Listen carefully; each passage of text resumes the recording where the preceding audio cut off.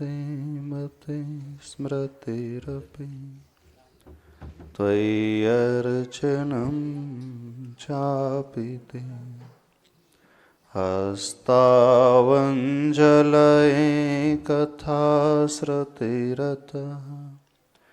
कर्णोक्षिसम्प्रेक्ष्यते सस्तत्यां व्यसनं शिरो नतिपरं सेवीदृशीन ते तेजस्वी सुजनोऽहमेव सुकृति तेनैव ते जपते। देवादिदेव अतिशयकारी श्री चिंतामणि पार्श्वनाथ भगवान की जय। संत शिरोमणि आचार्य भगवान गुरुदेव श्री विद्यासागर जी महाराज की जय। पूज्याचार्य श्री समय सागर जी महाराज की जय। जय बोलो निर्या पक्षमण युवा पंडित अध्यात्म योगी मधुर वाणी वक्ता वीर सागर जी महाराज की जय। मुनि संघ की जय। नमोस्तु महाराज जी।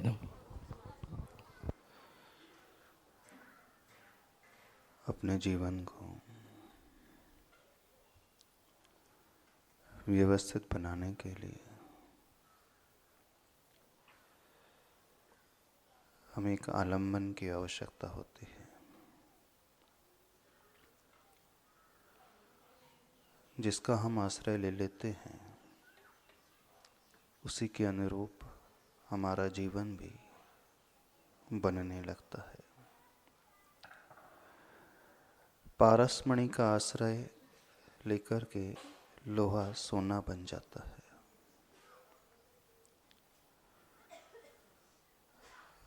लोहे की अपनी क्षमता वैसे देखा जाए तो इतनी नहीं होती है, लेकिन ये प्रभाव यदि किसी का होता है तो इस पारसमणि का प्रभाव होता है। उस लोह को भी स्वर्ण में वो बदल देता है। लोहा अन्य किसी के संगति में आने से कभी सोना नहीं बनता, एकमात्र पारसमणि की संगति में आने से ही सोने के रूप में वो बदलता है। आश्रय और संगति का बहुत प्रभाव होता है।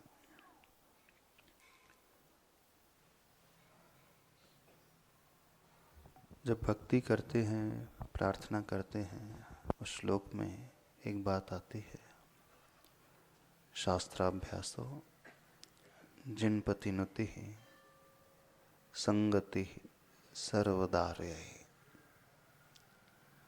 उसी को आप हिंदी में कहते हैं शास्त्रों का हो पठन सुखदा, लाभ सत्संगति का। वहाँ पर कहा गया है लाभ सत्संगति का हो हमें। संगति ही सर्वदा आर्य है।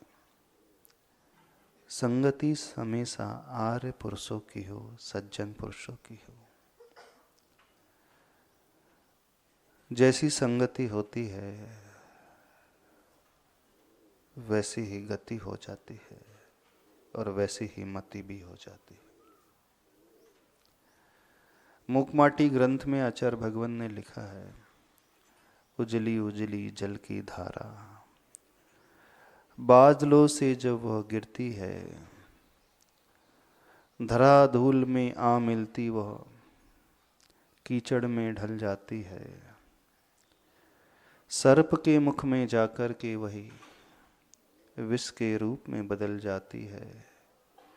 नीम के वृक्ष में जाकर के वह कड़वाहट को पा लेती है और गन्ने की वो खेत में जाकर मिठास रूप में ढल जाती है।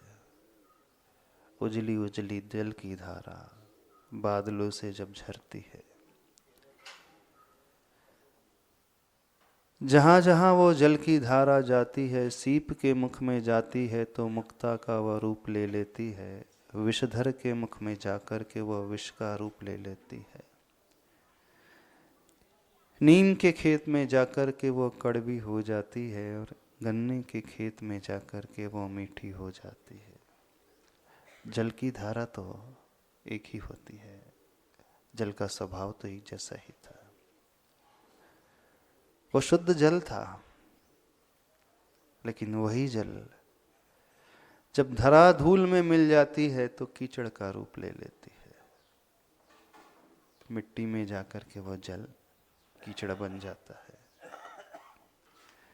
सीप के मुख में जाता है तो वह मोती का रूप ले लेता है। जब वह सीप के मुख में जाती है, स्वाति का नक्षत्र होता है, तो वह जल मोती बन जाता है। वही जल जब सर्प के मुख में, विषधर के मुख में जाता है, तो विष के रूप में बदल जाता है। नीम के वृक्ष में जाता है तो कड़वाहट में ढल जाता है, और गन्ने के खेत में जाता है तो मिठास को ले जाता है। कितना अंतर उसमें आ जाता है। ये प्रभाव किसका है? ये प्रभाव संगति का है। जैसी हमारी संगति होती है उसी के अनुरूप हम ढलने लगते हैं, बनते चले जाते हैं। इसलिए संगति का बहुत महत्वपूर्ण स्थान शास्त्रों में हमेशा से बताया है। इसी बात को आचार्य भगवान ने मूक माटी महाकाव्य में भी लिखा है। अब आप लोग देखें, आप लोगों की संगति कैसी है। वहां तो कहा जा रहा है संगति ही सर्वदा आर्य है। हमारी संगति हमेशा आर्य पुरुषों के साथ हो, सज्जन पुरुषों के साथ हो। वो जल जब प्रभु के मस्तक से गिरता है तो वह गंधोदक बन जाता है, और आपके सिर पे गिरता है तो गंदा जल बन जाता है। ऐसा ही है ना। जल तो वही शुद्ध है, उजला जल होता है। आप नहा लेते हो, आपके सिर पे से बह जाता है, कोई इसे छूना नहीं चाहता। आपके बच्चे भी नहीं छूना चाहेंगे। छू लेंगे आपके बच्चे? आपके पोते क्यों नहीं छुएंगे? और भगवान के मस्तक पे जाता है तो हर व्यक्ति माथे पे लगाता है। अभी सभी लोग गंधोदक लगा रहे थे, शांति धारा का वो गंधोदक। क्या प्रभाव हो जाता है? आखिर होता क्या है? जल की अपनी कोई कीमत नहीं होती है ज्यादा,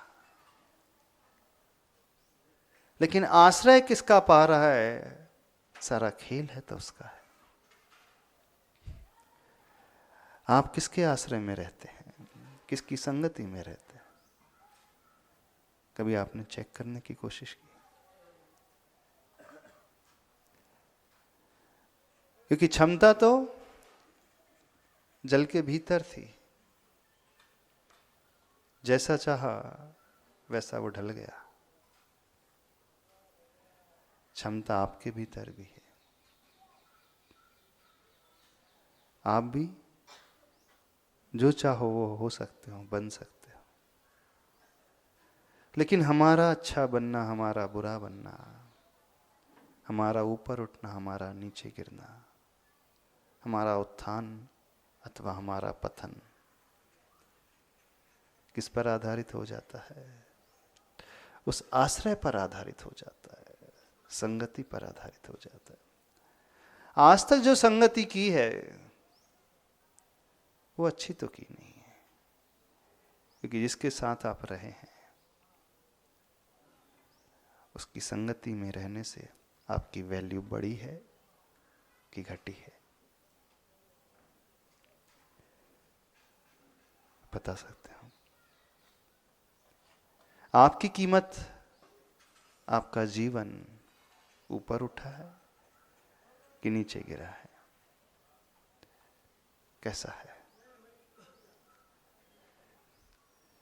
जितने भी भगवान बने हैं, भगवान आत्माएं बनी हैं, उन्होंने भी अपने जीवन में वो तब पाया जब उत्तम संगति का आश्रय उन्होंने लिया। और जिनका भी पतन हुआ है, जो भटकते हुए आ रहे हैं, वे भी उस संगति के आश्रय से भटकते हुए आए हैं। तो संगति का कितना महत्वपूर्ण स्थान हमारे जीवन में होता है, हमारे जीवन को बनाने के लिए होता है। और आश्चर्य है, व्यक्ति इस ओर ध्यान ही नहीं देता। आप जिसकी चाहे संगति करने बैठ जाते हो, जिसके साथ उठना बैठना शुरू कर देते हो। शास्त्र में कहा आर्य की संगति करे। आर्य अर्थात जो सज्जन होते हैं, साधु होते हैं, उच्च विचारधारा वाले होते हैं, जिनका चरित्र अच्छा होता है। हम उठते ही तब हैं जब हम जिनसे मिलते हैं अथवा जिनके पास जाते हैं वो हमसे ऊपर उठा हुआ चरित्र वाला हो। नहीं है तो हम विषधर के मुख में जाकर के विष का रूप भी धारण कर सकते हैं। याद करें, जब आपका जन्म हुआ था तब आप कैसे थे और आज आप कैसे हो गए। जब आप 8 वर्ष के थे उस समय एक निश्चल बालक की भांति थे। कुछ भी छल नहीं था आपके भीतर, कोई कपट का भाव नहीं, कोई माया का भाव नहीं, सरलता सहजता भरी हुई थी। धीरे धीरे आप बड़े होते चले गए। अब अपने आप को कहाँ देखते हो? उस अवस्था से और ऊपर उठे हो कि उस अवस्था से और नीचे आ गया? कोई भी व्यक्ति सोचता ही नहीं किसके साथ आप रहते हो,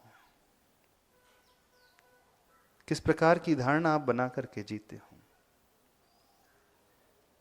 इवन साधुओं के लिए भी कहा है, मुनि महाराजों के लिए भी कहा शास्त्रों में। प्रवचन सार ग्रंथ में आचार्य कुंद स्वामी जी कहते हैं, अधिक गुण वाले श्रमणों का आश्रय लेना चाहिए। तम्मा समम गुणादो गुणे ही वा अहियम।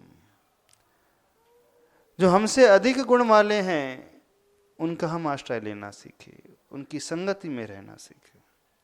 एक शुभ उपयोगी श्रमण होता है, यदि वह अपनी साधना करना चाहता है, ऊपर उठना चाहता है, तो उससे कहा है आचार्य कुंद स्वामी जी कहते हैं, कुछ नहीं भी आता है आपको, आपका क्षेपशम नहीं भी है, ज्ञान इतना नहीं भी है, शास्त्र की बातें समझ में ना भी आती हो, बहुत कठिन लगती हो, क्योंकि होते हैं, हर एक का क्षेपशम एक जैसा नहीं होता है, हर एक की क्षमता बुद्धि एक जैसी नहीं होती है, और हर एक की शक्ति भी एक जैसी नहीं होती है।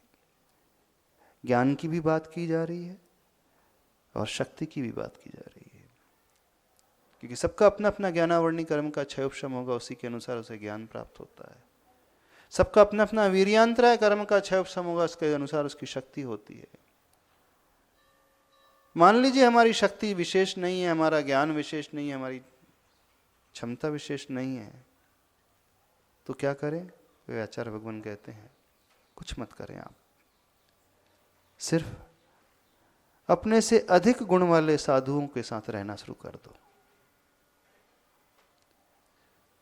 कुछ नहीं करना, उन्हें सिर्फ देखना है वो क्या करते हैं, उनकी चर्या कैसी होती है, उनका दिन भर का क्रम क्या क्या रहता है, वो किस प्रकार आचरण करते हैं, कैसे वे समिति का पालन करते हैं, कैसे वे उठते हैं, कैसे वे बैठते हैं, कैसे वे स्वाध्याय करते हैं, कैसे वे आहार ग्रहण करते हैं, कैसे वे श्रवण करते हैं, कैसे वे शयन करते हैं। बिना उनसे पूछे कुछ नहीं करना, सिर्फ देखते चले जाओ उन्हें,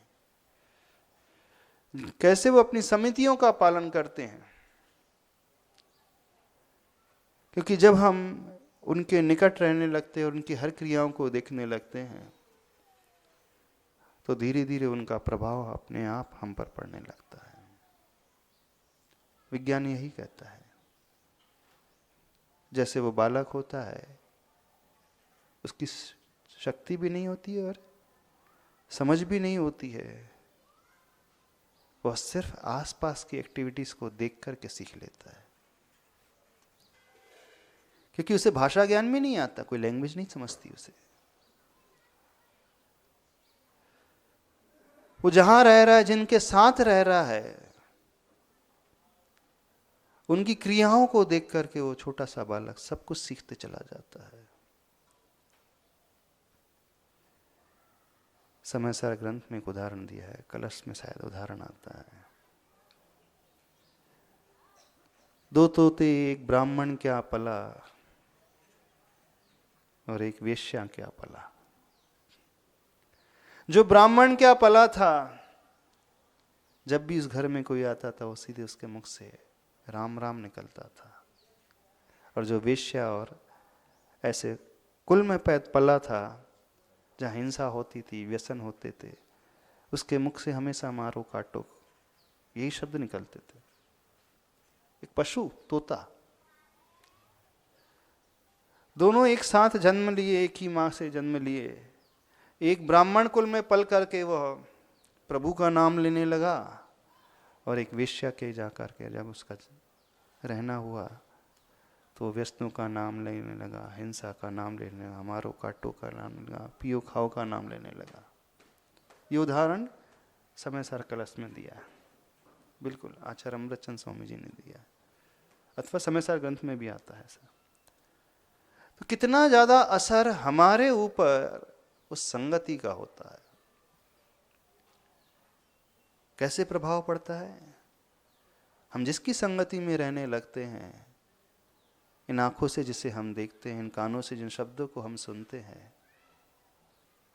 इंद्रियों से जो भी हम ग्रहण करते हैं, वह सब कुछ हमारे सबकॉन्शियस माइंड में फीड होने लगता है, अवचेतन मन में गहरा समाने लगता है। अधिक समय तक लगातार वही एक्टिविटी जब हम देखते चले जाते हैं, जो भी क्रिया हो रही है हमारे अड़ोस पड़ोस में, आसपास में, हमें कुछ न भी समझता हो उसकी चिंता नहीं करना। संस्कृत का उच्चारण चल रहा है, श्लोक का उच्चारण चल रहा है, हमें कुछ नहीं भी आता है, जो कानों के माध्यम से हमारे भीतर जा रहा है, अथवा जिन आंखों के माध्यम से जो हमारे भीतर जाता है, वह अपनी छाप धीरे धीरे उस अवचेतन मन में गहरी बनाने लगता है। एक बार देखेंगे, दो बार देखेंगे तो वो छाप नहीं पड़ेगी, क्योंकि संगति जिसकी होती है, जिसके साथ होती है, वह अधिक समय उसी के साथ व्यतीत करता है। तो जितना अधिक समय व्यतीत किया जाता है, उतनी ही वह इंप्रेशन हमारे सबकॉन्शियस माइंड में क्रिएट होने लगते हैं, और जितनी वो छवि बनने लगती है, वो धीरे धीरे गहरी होने लगती है ना। कभी देखा है मंदिर के जो पत्थर है उस पर शिल्प को उकेरा जाता है, शिल्प बनाया जाता है। पहली बार जो हथौड़ी चलाई जाती, छेनी चलाई जाती है, उसमें सिर्फ एक रेखा उभर करके आती है, फिर धीरे धीरे वही ग्रूव जो है गहरे होने लगते हैं। जो पहले एक रेखा के रूप में नजर आता था, अब वो गहराई को लेकर के नजर आने लगता है। थोड़ा और उसमें समय दिया जाता है, उसका जो शिल्प और गहरा होते चले जाता है, फिर वो इतना गहरा हो जाता है, पानी के से धोने से कभी मिटता नहीं, क्योंकि वो इनबिल्ट जैसा हो गया, वो पत्थर का स्वरूप ही जैसा बन गया। जब तक पत्थर की लाइफ रहेगी, जब तक वो पाषाण रहेगा, तब तक वो शिल्प एज इट इज बना रहेगा, वो कभी नहीं नष्ट होता है। क्यों? एक ही एक क्रिया को जब बार बार किया जाता है, एक एक घटना को जब बार बार व्यक्ति सुनता है, एक एक दृश्य को जब बार बार वो देखता है, तो न चाहते हुए भी उसका इंप्रेशन उसके सबकॉन्शियस माइंड में होने लगता है। यही कार्य संगति का होता है। तो आचार्य भगवान कह रहे हैं, शुभोपयोगी श्रवण को शुद्धोपयोगी श्रवण के साथ रहना शुरू कर देना चाहिए। जिसकी चर्या अच्छी नहीं है अथवा जिसके नियम अच्छे से नहीं पलते हैं, जो शिथिलाचार का पालन करते हैं, जैसे आप लोगों में से कोई नियम ले लेते हैं और नियमों में दोष लगने लगते हैं, सोचते हैं कि अच्छे से पालन करेंगे फिर भी दोष लगने लगते हैं, तो और कुछ नहीं करना। जो बहुत अच्छे से नियम पालन करता है बस उसके साथ रहना शुरू कर दो। उसकी अच्छी चर्या को देख करके आपके भी भाव अपने आप होने लगेंगे अच्छी चर्या करने के। उसके अच्छे से नियम पालन करने को देखते हुए आप भी अपने आप करने लगोगे, क्योंकि आपका मन वही सोचने लगता है, वैसा ही होने लगता है। तो हमारी क्षमता नहीं होते हुए भी उस क्षमता का विकास बहुत जल्दी हो जाता है। वह सिर्फ उस संगति के कारण होता है। तब हमारा जीवन जो है उत्थान की ओर बढ़ता है। इसलिए शास्त्रों में लिखा है संगति ही सर्वदा आर्य है, लाभ सत्संगति का हो। और आपकी जो संगति है वह समीचीन नहीं है, असमीचीन संगति है ना। कैसी संगति? अब देखना, आप तो उससे संगति कर बैठते हैं जो चेतन नहीं जड़ होता है। आपकी संगति आपके मोबाइल से हो गई,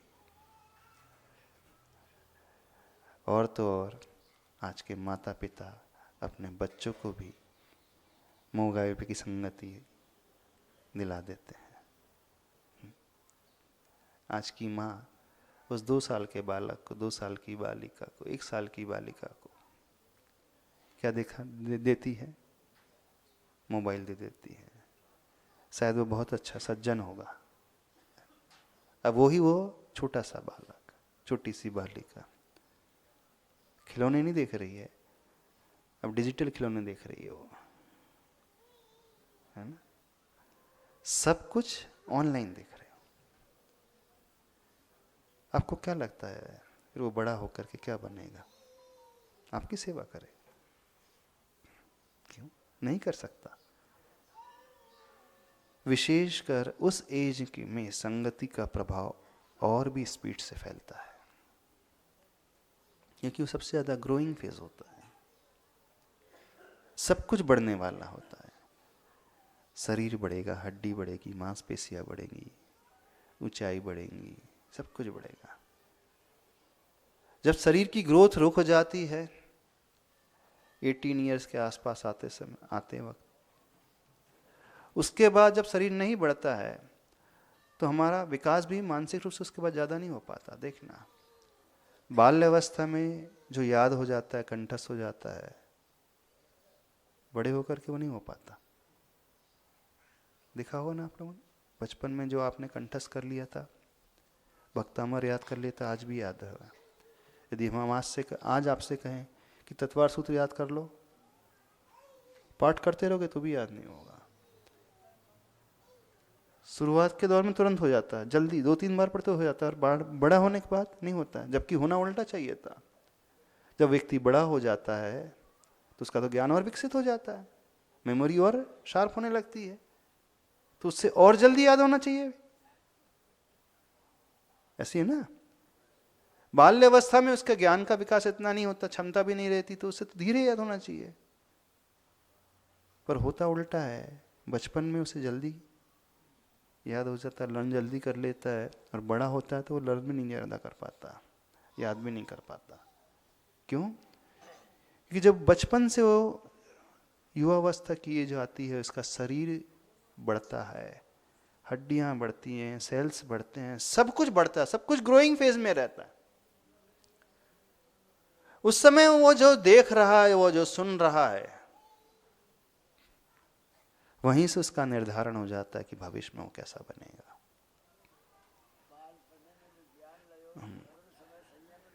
तो वो संगति सबसे ज्यादा महत्वपूर्ण होती है। संगति का असर प्रारंभ से ही प्रारंभ हो जाता है, बचपन की अवस्था से ही शुरू हो जाता है। तो हम किसी भी स्टेज में क्यों ना हो, उसका प्रभाव बहुत पड़ता है।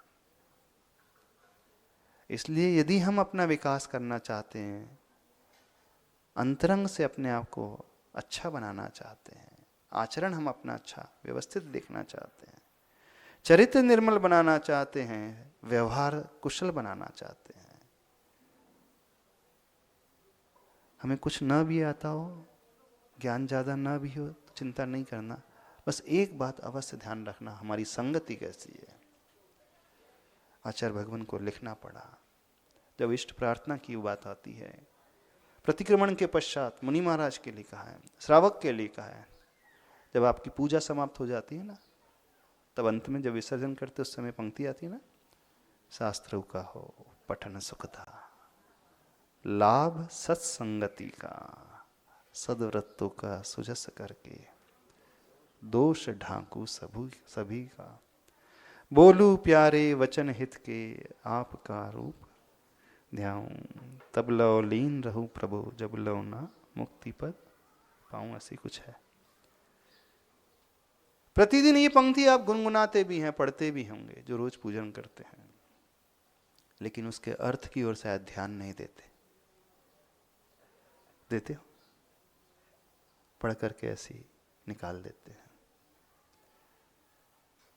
हर एक शब्द प्रार्थना का बहुत महत्वपूर्ण है। अंतरंग से हम चाहते तो कि हम अच्छे बने, व्यवस्थित बने, हमारा आचरण अच्छा हो, लेकिन हम ये भूल जाते हैं सराउंडिंग का इफेक्ट बहुत अधिक होता है, बहुत अधिक होता है। क्यों? क्योंकि अभी हम सब उस लचीली बेल की भांति हैं। बेल को जैसा आश्रय मिल जाएगा वो उस दिशा में बढ़ जाएगी। बेल को लंबे बांस का आश्रय मिल जाएगा तो वो बेल ऊपर चढ़ जाती है। देखना, जबकि उस बेल में बिल्कुल ताकत नहीं रहती है। बेल में कठोर लकड़ी नहीं होती है, चाहे लौकी की बेल हो, तुरई की बेल हो, अन्य वृक्ष की जो लकड़ी होती है वो कठोर होती है, इसका तना सॉलिड होता है, लेकिन बेल बड़ी मुलायम होती है। उसमें क्षमता ही नहीं है कि वो अपने दम पे वो ऊपर उठ पाए। सिर्फ वो ऊपर उठती है तो उसे संगति मिलती उस बांस की अथवा कोई रस्सी की जो ऊपर तक बंधी रहती है। रस्सी का भी आश्रय दे दे तो रस्सी के चारों ओर घूमते घूमते ऊपर चढ़ जाएगी, और वो संगति ना मिले तो बेल बढ़ती तो है, किस दिशा में बढ़ती है?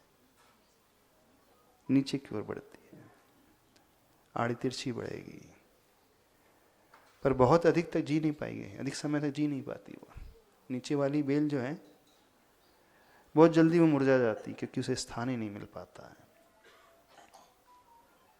ऊपर उठने के लिए हमें व्यवस्थित संगति चाहिए। ये हर क्षेत्र में लागू होता है, आपके लौकिक क्षेत्र में भी और पारलौकिक क्षेत्र में भी। मोक्ष मार्ग में भी लागू होता है। ऐसा नहीं कि आप सिर्फ गृहस्थों के जीवन में, लौकिक क्षेत्र में।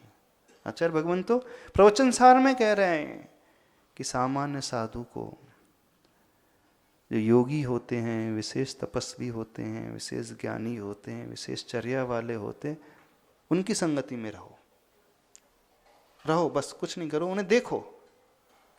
बस देखने लगोगे तो अपने आप आपके भाव वैसे होने लगेंगे, और आप दूसरी संगति ले करने लगोगे तो नीचे की ओर चले जाओगे। घी अपने आप में बहुत शुद्ध होता है। कितनी मर्यादा होती है घी की? शुद्ध घी जो होता है कब तक चलता है?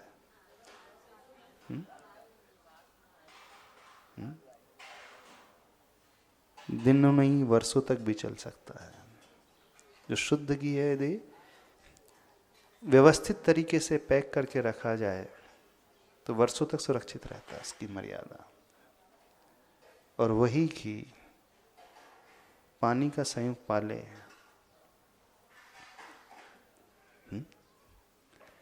उसी घी में 2-4 बूंद पानी की पड़ जाए तो क्या होगा? जो वर्षों तक सुरक्षित रहने वाला घी है, पानी की संगति पाते ही उसमें से बदबू आने लगेगी। जबकि शुद्ध घी, उसकी सुगंधी बहुत अच्छी होती है, उसकी क्वालिटी भी अच्छी होती है, पौष्टिक भी होता है, शरीर को बनाने वाला भी होता है। और वही घी कुछ समय तक पानी के संपर्क में रहे, होता है ना, जिस बर्तन में घी रखा उसमें पानी आ जाए तो क्या हो जाता है? दुर्गंध आने लगती कुछ समय, कुछ ही समय, कुछ दिनों में ही दुर्गंध आई। दिनों की बात है कि कुछ घंटों में ही उसमें दुर्गंध आने लगेगी। पानी मिल जाए उसमें ऊपर से, जिस शीशी में रखा हो, एक चम्मच पानी गिर जाए तो देखना वहाँ दुर्गंध आने लगेगी, बैक्टीरिया पैदा हो जाएंगे। शुद्ध से शुद्ध वस्तु भी जब उसके विपरीत स्वभाव वाले के संपर्क में आ जाती है तो अपने स्वभाव को खो देती है। अब वह शुद्ध घी शुद्ध नहीं रह जाएगा, वह अशुद्ध हो गया। वो प्राण दे लेने वाला नहीं हो जाएगा, वो बीमारी पैदा करने वाला हो जाएगा, फूड पॉइजन कर देगा वो, बिल्कुल। तो सज्जन पुरुष भी ठीक है, बहुत कुछ अच्छा है, अच्छे स्वभाव वाला है, अच्छे नियम को पालने वाला है। सज्जन महात्मा भी यदि दुर्जनों की संगति में रहने लगे ना, तो उस जल की भांति जैसे वो घी रहता है, घी अपने स्वभाव को छोड़ देता है, सज्जन भी दुर्जन बनने में ज्यादा देर नहीं लगाता। ये असर संगति का होता है। जो कोई पहले व्रत नियम पालन करते थे, अब ऐसे लोगों के साथ रहने लगे तो उन्हें सब छोड़ दिया, बोले ठीक है, वह जैसे के साथ उसी रंग में रम जाते, उसी रंग में रंग जाते। ऐसे ही होता है ना। तो ध्यान दे, आप किसकी संगति में रह रहे हैं। आप घी की भांति है, कहीं आप पानी की संगति में तो नहीं आ गए। विचार करें, इसी से हमारा आत्मकल्याण होगा, इसी से हमारा जीवन ऊपर उठेगा, इसी से हमारा भविष्य अच्छा बनेगा। जो आचार्य भगवान कह रहे हैं, संगति ही सर्वदार्य है, लाभ सत्संगति का चिंतन करें तब हमारा जीवन अच्छा बनेगा। बोले देवादिदेव चिंतामणि पार्श्वनाथ भगवान की। जिनवाणी